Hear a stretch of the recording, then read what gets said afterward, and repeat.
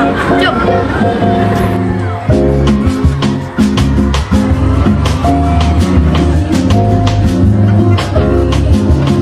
Majlis pada petang ini dimulakan dengan kehadiran murid keperhimpunan,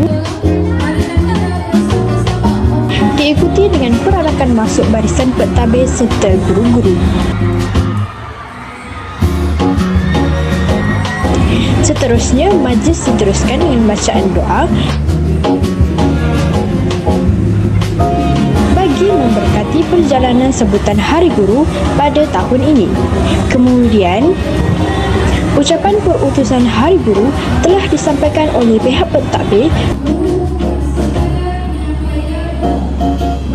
sebagai tanda penghargaan kepada para guru yang telah banyak berjasa. Majlis juga dimeriahkan dengan bacaan ikrar guru serta nyanyian lagu sebagai simbol penghormatan dan penghargaan kepada warga pendidik.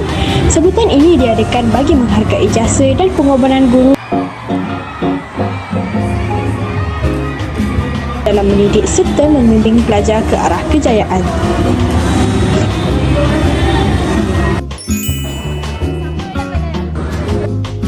Untuk mengetahui lebih lanjut, saya bersama dengan Puan Hafizah binti Basiran, Penolong Kanan Petang SMK Pasir Putih. Ya, Alia. Apa khabar? Baik saja. Puan, apakah makna sambutan Hari Guru pada tahun ini bagi pihak sekolah? Okey, sambutan Hari Guru adalah satu hari yang istimewa, di mana kat situ pelajar boleh menyuarakan rasa penghargaan dan terima kasih kepada guru-guru yang selama ini telah berkorban untuk memberi tunjuk ajar kepada mereka.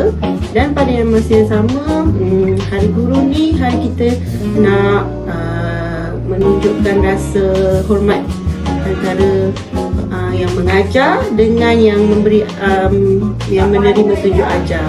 Seterusnya, saya bersama dengan Cikgu Ami. Okey, Cikgu, apakah perasaan Cikgu sempena sambutan Hari Guru ini? Perasaan cikgu berasa amat terharu lah kerana sambut ketika Hari Guru ni, dan saya rasa gembira. Sekarang ni saya bersama dengan Cikgu Puan pula, Cikgu Farah. Apakah nasihat Cikgu kepada para pelajar? Okey, nasihat cikgu lah tu. Kalau kita rasa kita tak boleh, kita kena bersungguh. Kalau kita masih lagi tak bersungguh, macam mana kita nak dapat payment? Tak betul. Betul ada. Betul. Okey, so kita kena usaha dulu. Usaha sampai lagi kita boleh. Saya percaya. Okay. Baik, terima kasih Cikgu. Nama awak siapa? Nama saya Bunga. Taklah. Nama saya Orchid Batrisha. Awak tingkatan 3. Ya, 3. Boleh saya tanya beberapa soalan? Soalan apa tu? Soalan tentang Hari Guru. Boleh cik? Tanyalah.